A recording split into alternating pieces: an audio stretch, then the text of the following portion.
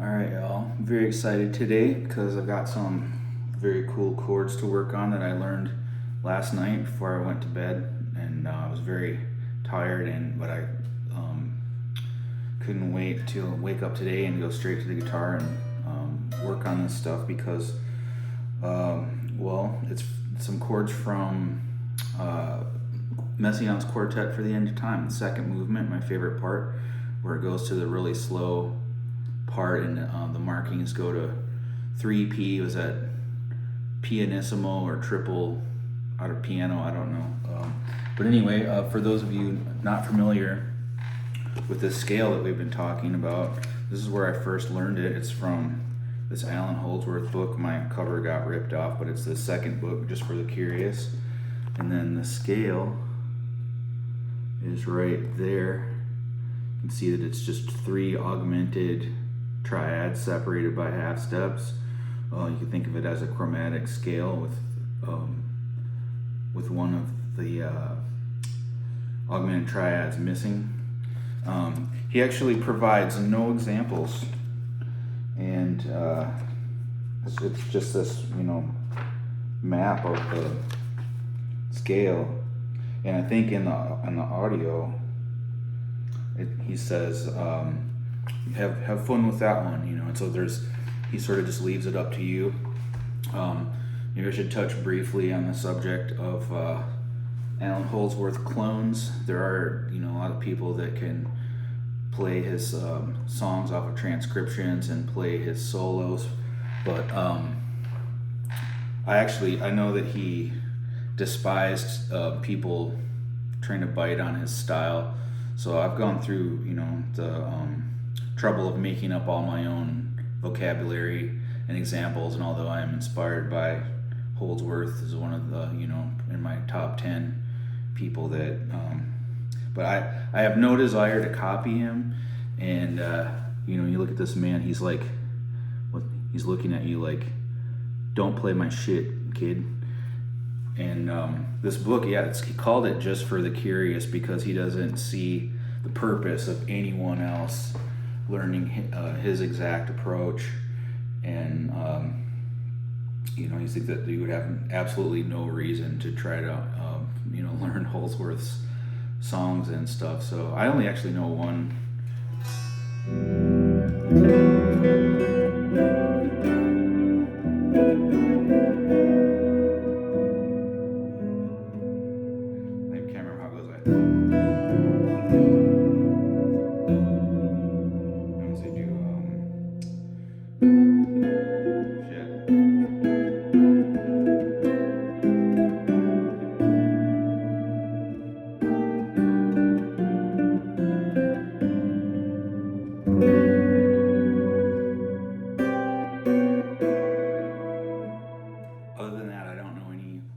Songs. I've never learned one of his solos. I don't know any of his lines.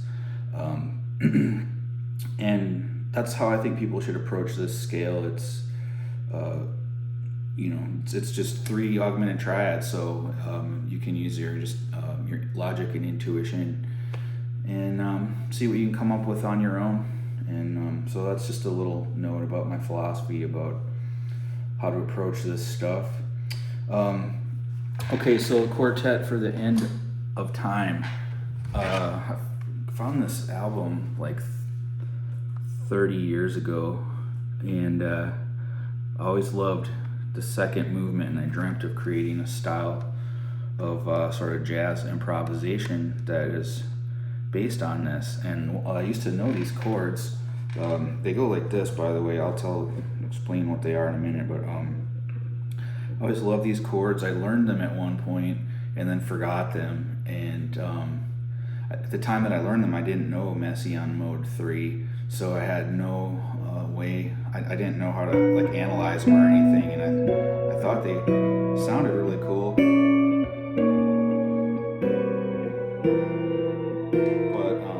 didn't really know what to do with them. But last night I relearned them off of. You should go to YouTube and watch. There's they have the score going by while the music is playing, and I just paused it. I screenshotted it actually, and just sat down and relearned these chords, and when this time, knowing Messiaen mode 3, and I'm not certain that that's where they came from because they might coincide with other scales too, but I'm going to go out on a limb and analyze it with relation to the third mode and just see where these voicings fit on the neck. So, but then, so we have, what is this? There's like 6 chord voicings here that you could actually just use these voicings and play them all over in the neck wherever they fit, and because they do fit everywhere. If you can take the it's a mode of limited transposition. It has only 4 and not 12 transpositions, so you can move it. You can move it a fret up or a fret down or 2 frets up. Any further than that, and you start to get repeats. So like when you go up 4 frets, now you're back in the same transposition. But so like, taking this first chord, for example, I can see right away, learning to picture those dots in your head of what the scale looks like, that picture I showed you of the scale diagram, and just, seeing that, and seeing where these shapes fit in there. So you get good at that. I've been doing this for a while. So this first voicing is actually going to fit in 6 different places, just in one transposition. So yeah, what it is, you got to get good at reading people's hands if you're not good at that yet, because I don't want to make one of those videos where I'm like, well, this is a B and this is an F sharp and this is an A sharp and then this is D. That's actually what that voicing is, though. But it's a 5th and a major 3rd with a minor 6 on the bottom. Yeah, it's just a shape though, so don't get too hung up on all that. So here it fits in like all these places on just in the one transposition.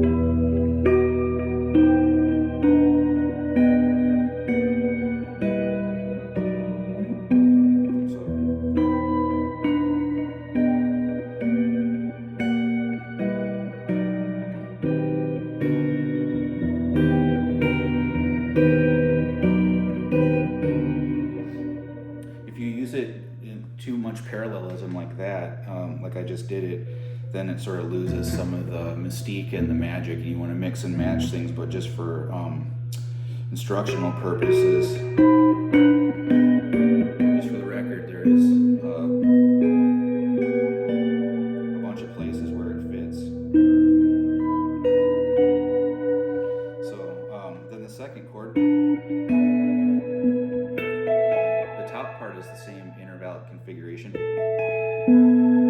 the bottom note is a different interval. So it's like the same chord almost. It's almost parallel, except for that one note by a half step. So what I consider that is disguised parallelism, which I think is a very useful concept. I find it in a lot of in cool compositions with wing shorter tunes and stuff. There's you could have like a triad, for example, and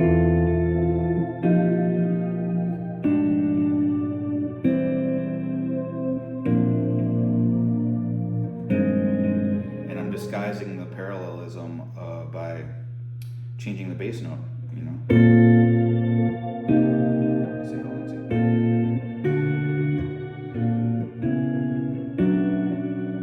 That wasn't too cool. I had a thing that I used to do that. That was it. So yeah, just some triads going down. This has nothing to do with Messiaen mode 3 really, but it does show the principle of disguising parallelism.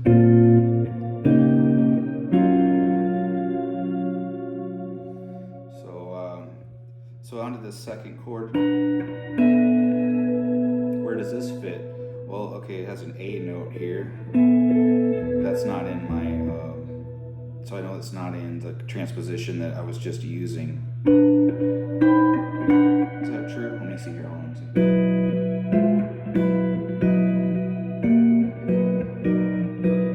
Yeah, it is.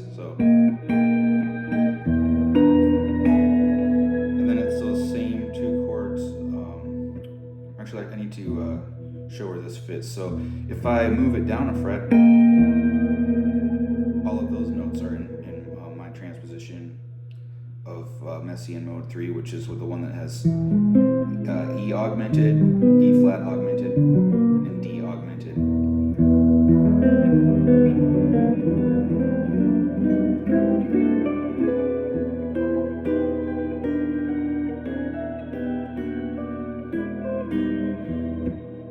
So here we go. So then if I was playing this in that transposition, you would go here. It only fits in 3 places.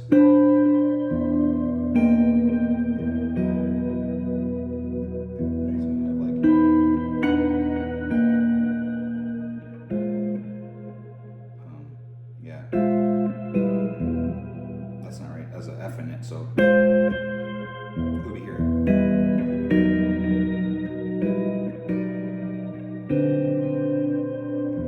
It's a very Messiaen kind of mood, though, since those are his voicings.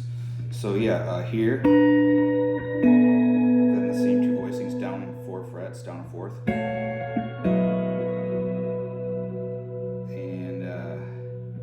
Then he goes through these shapes. That's the first one. It's this kind of crazy inverted major 7th chord. Normally you'd voice a major 7 chord like this. But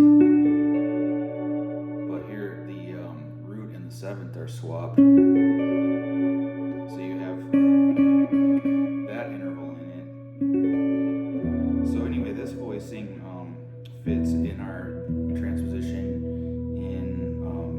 6 different places because it's just a major 7th chord. Messiaen mode 3 has 6 major 7 chords in it in parallel.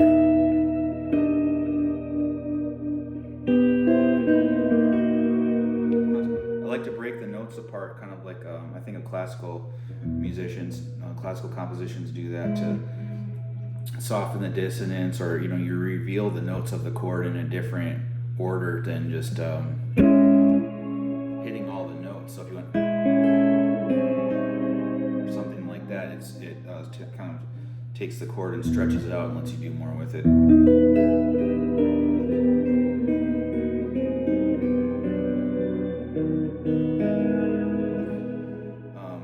The second chord is just a stack of 4ths, which does not fit anywhere in Messiaen mode 3. However, that fits in the parent scale that we're always superimposing Messiaen mode 3 over, which is I like to use Aeolian mode. So there's a whole bunch of these. So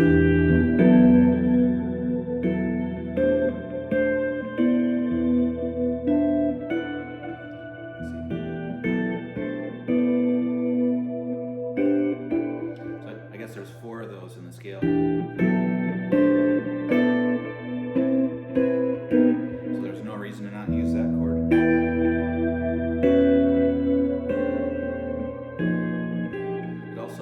Moves around because I keep saying, think of the scale as, you can slide the whole thing up and down the neck. So if you want to play a voicing in a particular position and it's not available in the transposition that you're in, then just pick a different transposition. And so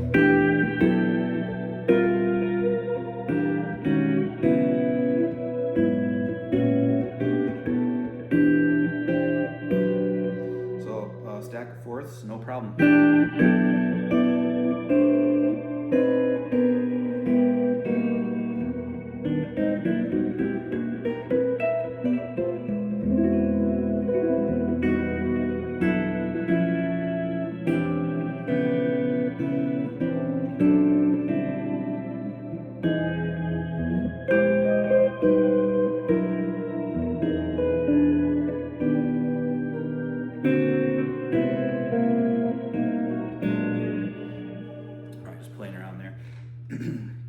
So then the next one is this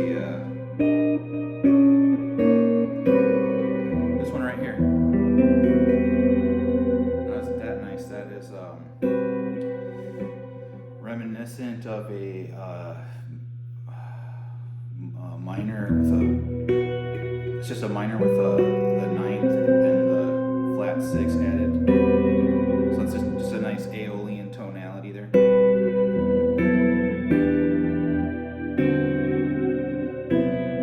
there's your chordal harmony there if you want to mix that in.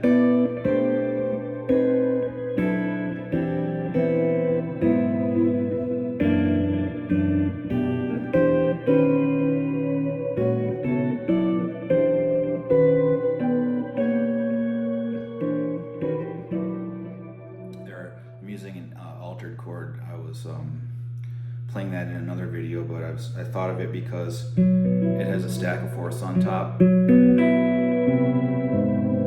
with these notes added. So this before we were just playing like take the lowest note and move it down a fourth to the next string. This is a chord that you find a lot in like Wayne Shorter tunes and stuff. It's really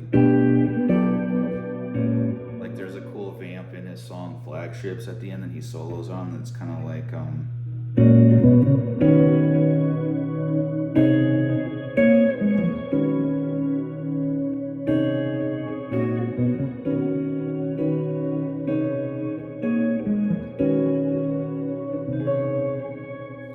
remember hearing that and just thinking it sounded so magical and what was that, and I learned it, and that's all it was 2 chord voicings. See, here we go, disguised parallelism. Stack of fourths with this note in the bass, stack of fourths, bass note goes down, so it's like contrary motion to disguise the parallelism.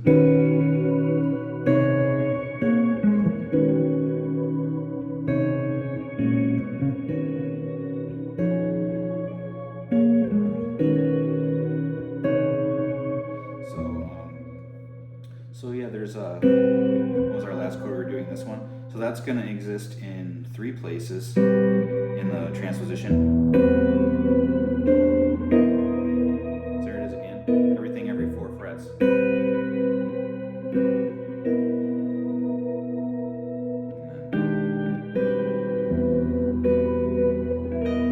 So this is more undisguised parallelism. So this isn't going to be ideal, but you will hear that it does sound pretty cool. Like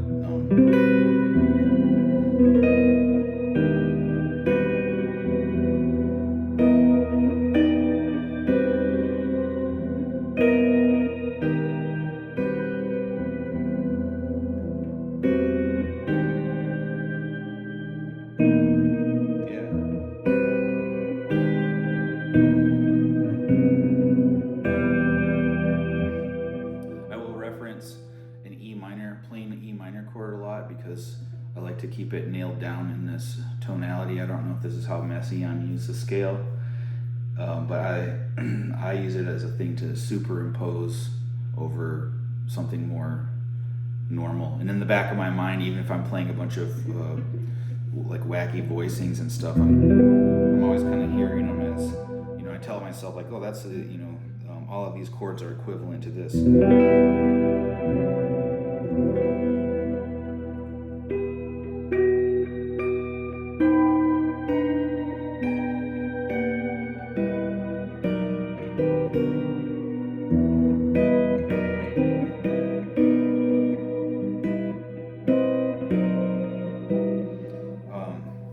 Real quick on this first voicing,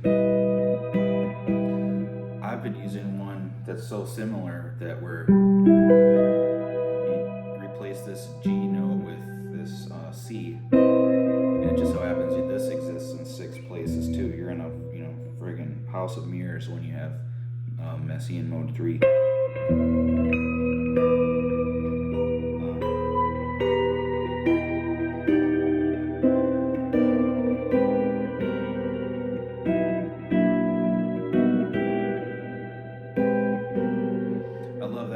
I'm a huge Wayne Shorter fan, and he actually uses that in the it is sort of like the climactic chord at the end of the B section of what song is that? Speak No Evil. Do yeah.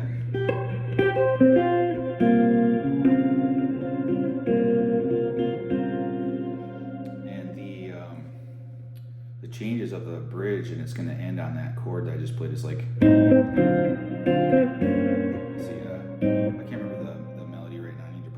and stuff. I haven't been playing it, but so it's just like a big. There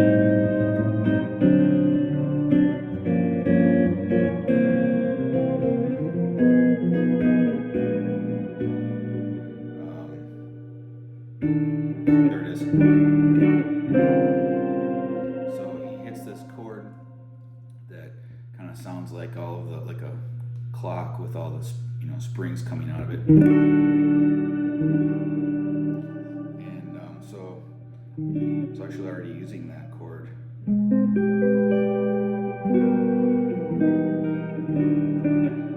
But lo and behold, it fits in a whole bunch of places. So.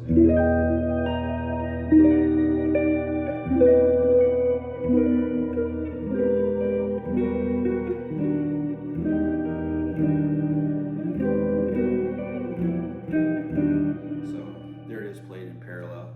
So yeah, there's kind of like you actually have a choice here which note you want on the bottom of this chord. Messiaen uses this voicing, but you could use this, and then you can mix and match them like.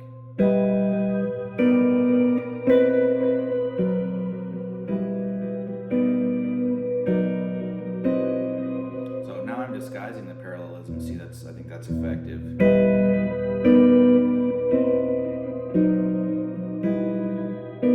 Let's see, try another one.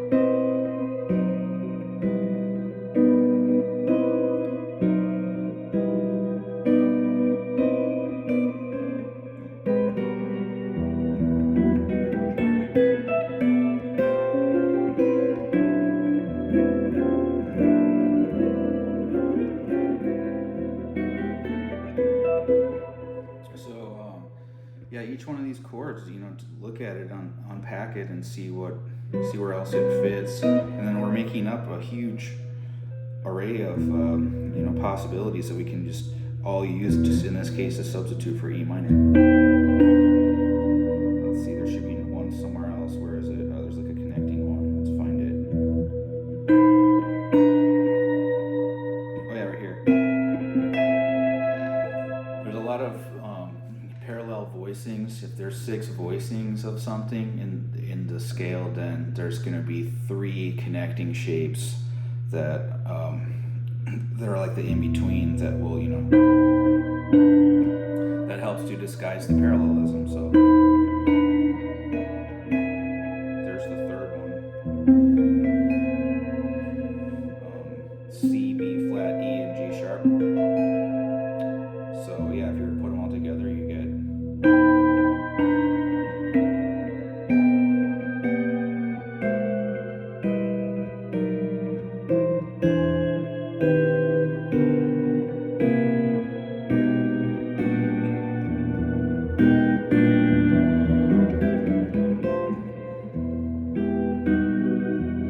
And then so yeah, we got.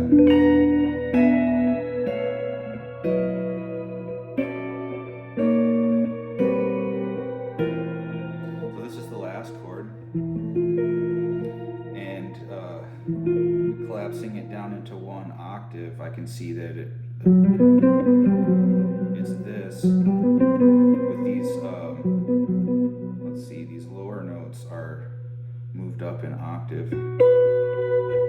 How does that work? Oh no, they're the higher notes are actually moved up in octave. So take this up in octave. So that's pretty interesting. I like this chord a lot, actually. So that's gonna fit in 4 places. So in Quartet of End of Time, it's here. But I'm just, I know that he switches transpositions. Some of these chords, they all appear to be from the same scale, except for the stack of fourths, a perfect fourth.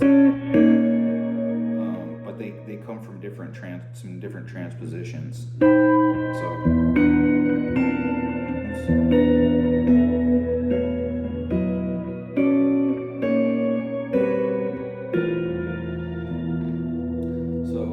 moving this thing 2 frets. Now I've found where it fits into into our transposition of Messiaen mode 3.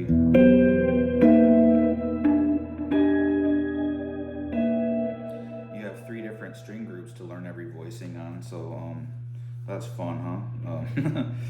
So what do we have here? Yeah. So moving this in major thirds.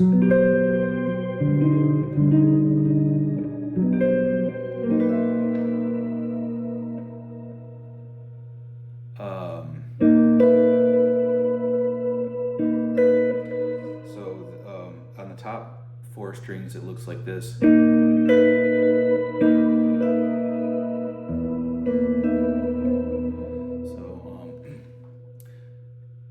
that second movement of Quartet for the End of Time, I think it's important to note the triple pianissimo. I guess it's just pianissimo, whatever. It's actually played like as quietly and softly as possible, and I think that helps the chords sound nice. You can actually make them pretty. It's a combination of, you know, having these cool voicings, but also playing them as beautifully as you can, you know.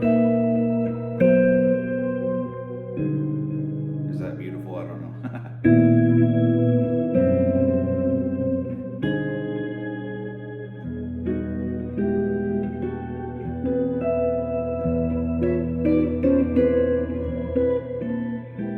But it's kind of like, you know,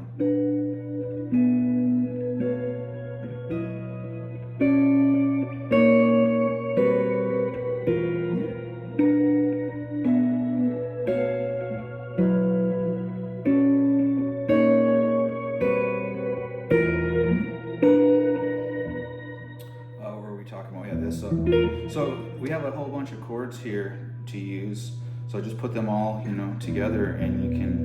That could be like the basis for some cool improvisation. It's certainly a lot of fun to experiment, and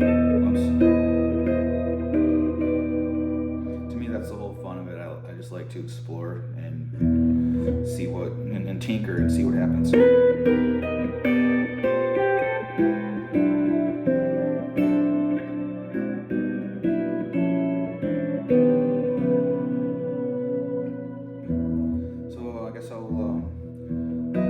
Play around with these voicings and see what happens. Maybe we'll add them to our other voicings that I did in some other videos.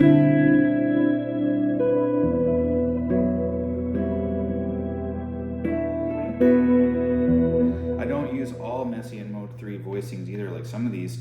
So I'm taking just Aeolian mode and mixing in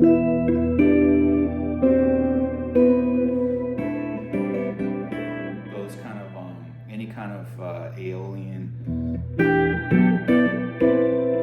stuff. Stacks of fourths, you know, those are nice.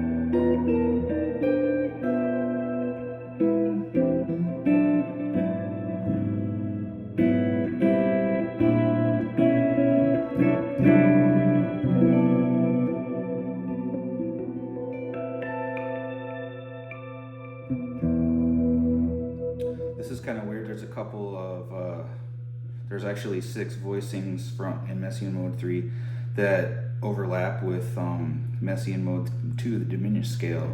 So this shape right here, like sometimes you use that as like you know, there's like an alternate voicing for the B13 flat 9, which resolves, you know, to like E usually.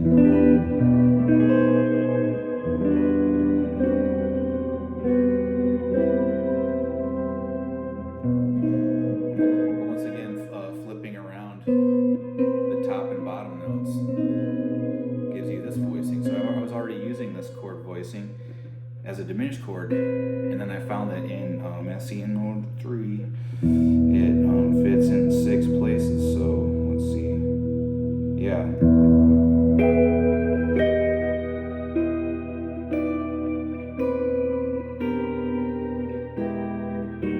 How weird is that? A diminished chord, which is also augmented. Weird things happen.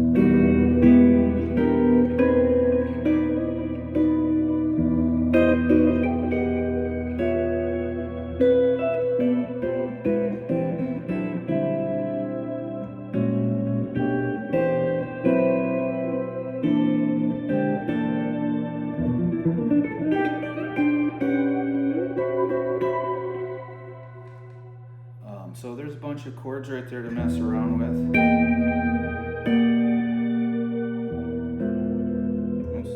Sometimes I play one in the wrong spot in it, or what I think is the wrong spot, and it works. And the reason for that is because every one of these chords should work on every fret, but the notes aren't selected randomly. They're not random notes. They're all selected because they have a desired effect that you want to hear. So, in 20th century classical music, where they parted ways with tonalism and kind of opens the floodgates of chromaticism, and it becomes more and more important that you have a focused intent. And I guess I would say, for what I do, is I try to only use these scales when I think they will sound cooler than what I could do with other scales.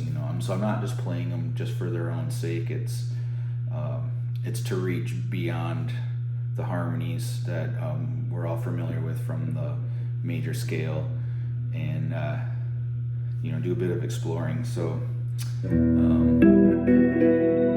here's some nice E minor voicings. Keep these mixed in. This is just they have this little suspended shape on top, refingered, because I want to put a third on the bottom. So that one also, that's nice. So whether you want the 5th or the 4th, you can use both.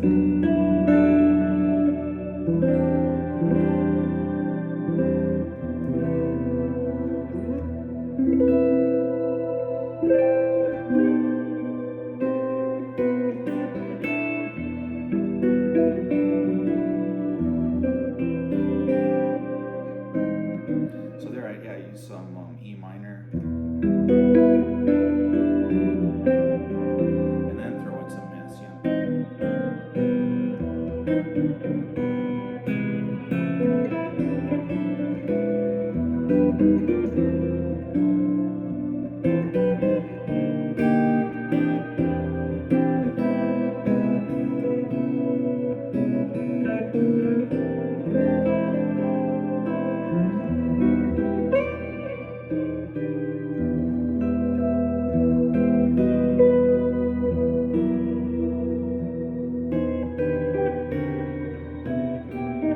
There's just so many chords in it.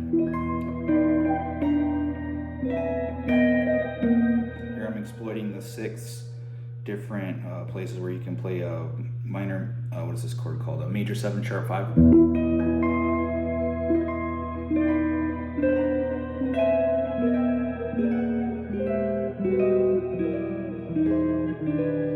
It's using the connecting shape in between, which is nothing but just the parallel shape of this is.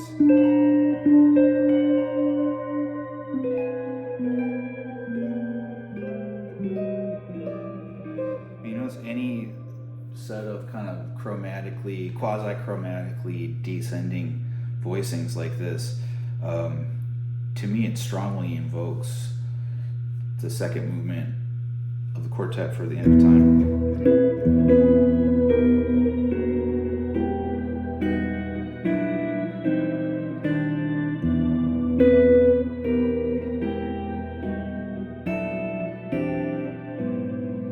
I'd like to make it a little bit jazzy.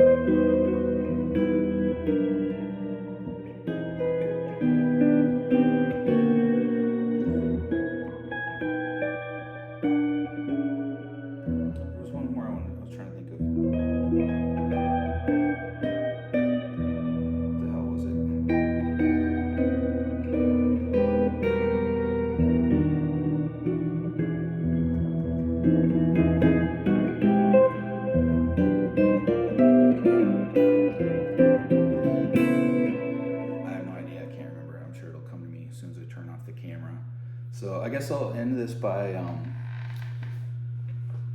let's try to play some of these voicings as lines, make arpeggios out of the shapes, and I guess I'll go through those. I'm doing it on a clean tone because when I switch to distortion, it makes some noise. So, but we'll just kind of go over like what is inside this scale that you can use for arpeggios. So one thing I like a lot is just half diminished arpeggios going up in major thirds.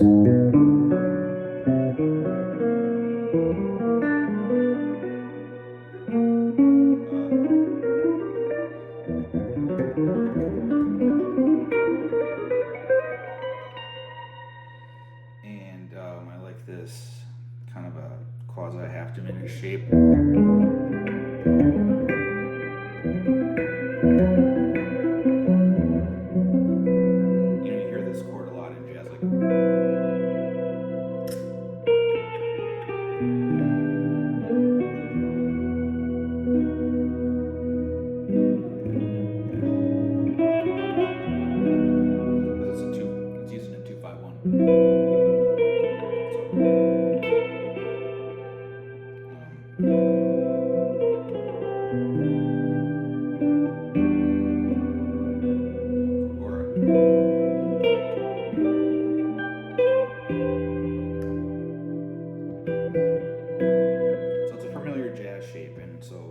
Here. So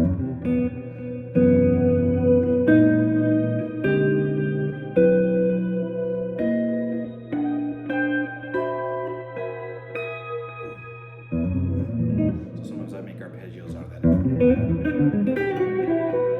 So with those, and then with the, what do we get, 6 new shapes today,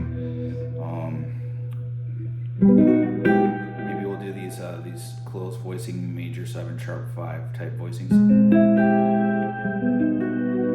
then, just kind of combine all of that and see what we can come up with.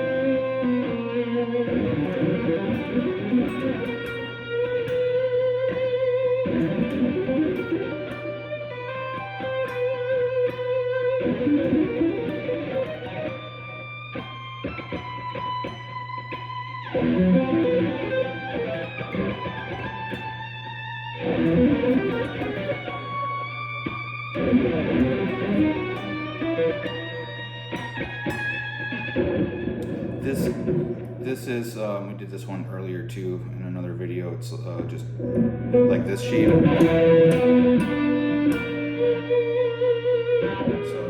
that I'm using that one too. That's a good one.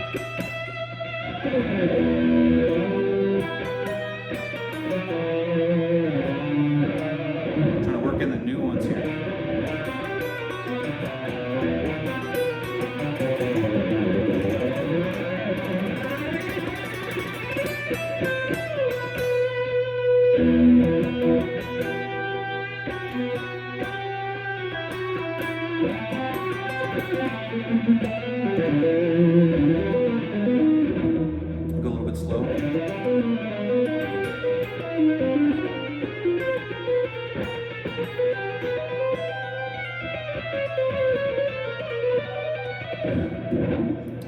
that's how I think you practice it, is just by playing slowly enough that you can actually think. Don't try to play faster than you can think. I think that's a good general rule. So slow down the lines.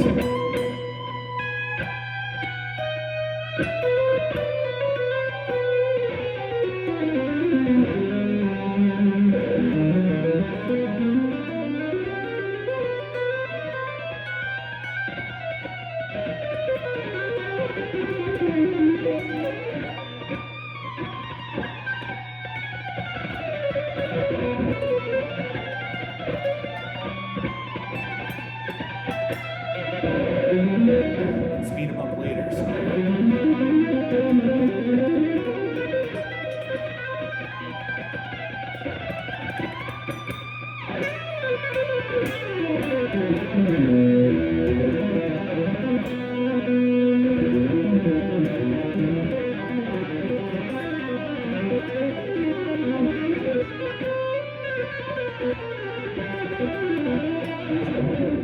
That's something I believe Holdsworth does actually uses this shape.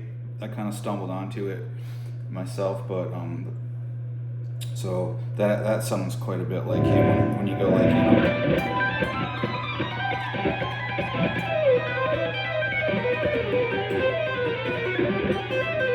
it's like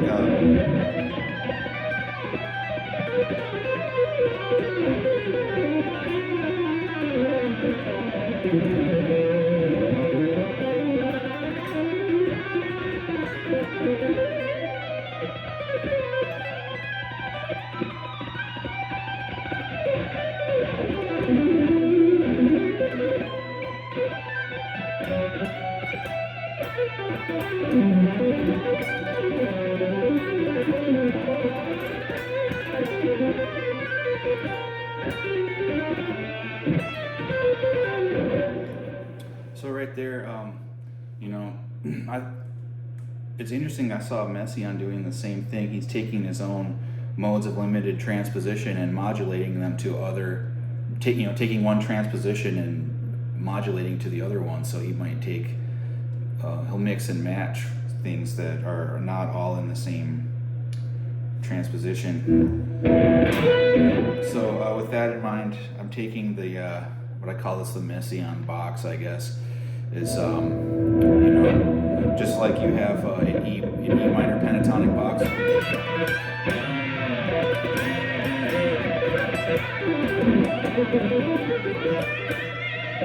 If you were to take the Messiaen scale and make that into a box, you kind of get this shape.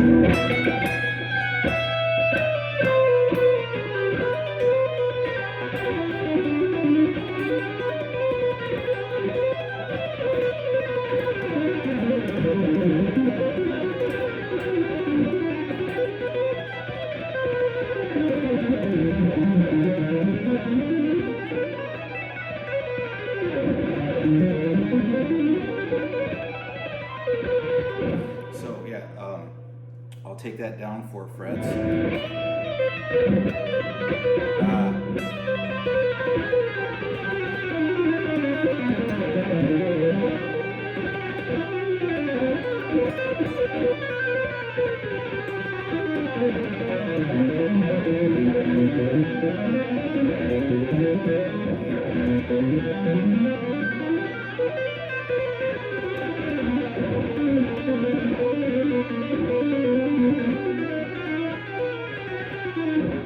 Try to go slower sometimes to see if you can find stronger melodies and stuff. So they're always kind of playing fast, but going slow.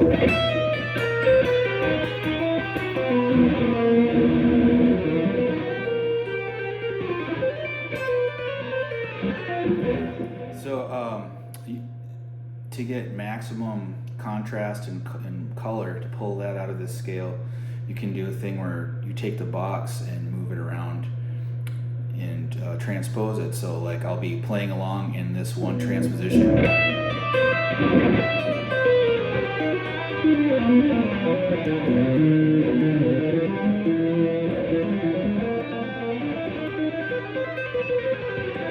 And just move it down a half step.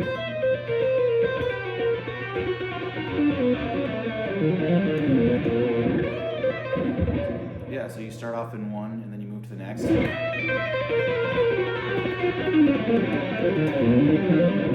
then, and then the next one down would be here. You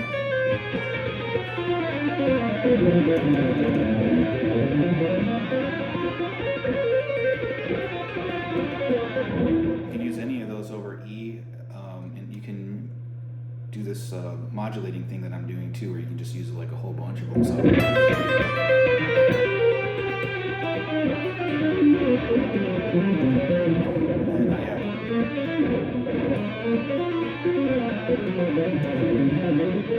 In fact, you see Holdsworth do a thing a lot where he's playing a line and his hand kind of like moves up the neck, and I don't think he's doing this exactly, but it you can get like that effect.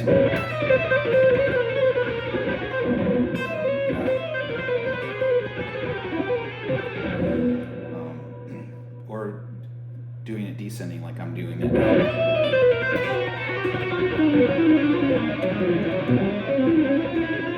So there's the next one down.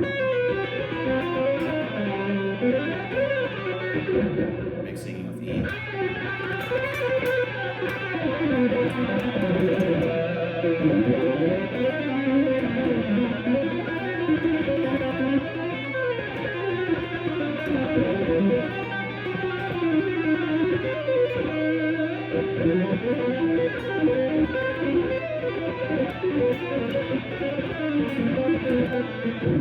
So you're just mixing them all together, and I recommend sticking to the one transposition and getting real slick with that, and then maybe after a few weeks or months, when we will start to feel boxed in by the scale, and you'll miss the other three notes that are not in it. So you can get more color out of it by modulating it, and it's pretty amazing how you can just do it so freely, so let's play a little bit more. See. Can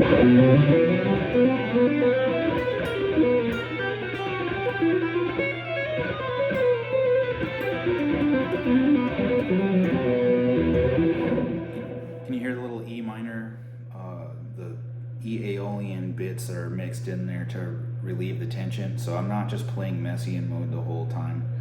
I'm using it as the way a jazz musician would use a outside scale that they would superimpose, the same way that you would do a half step or tritone side slip. I just think of this as just another scale that I can side slip into, and it has the 4 transpositions. So.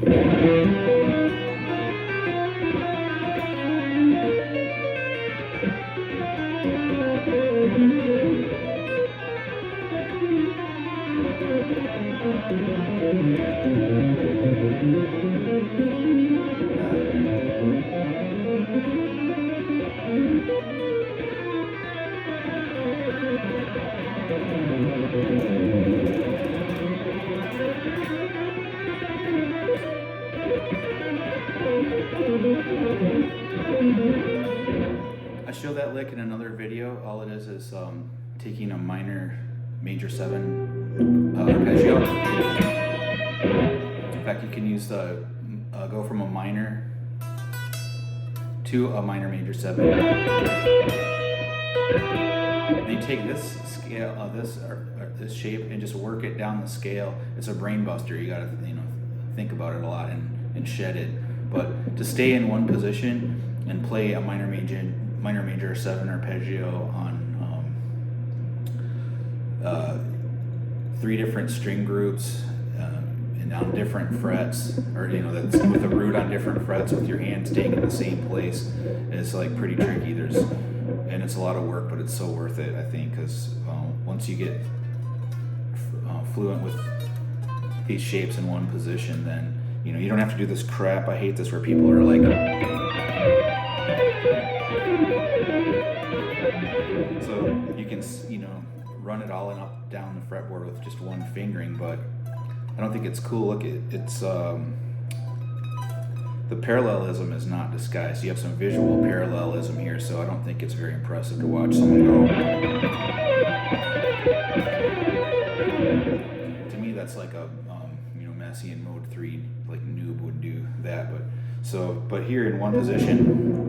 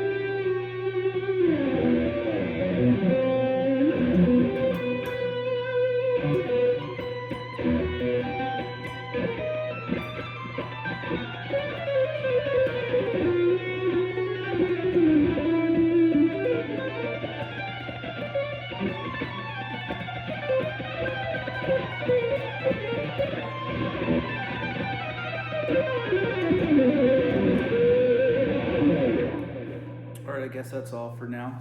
Thanks for hanging out with me today, and I'll see you in another video very soon.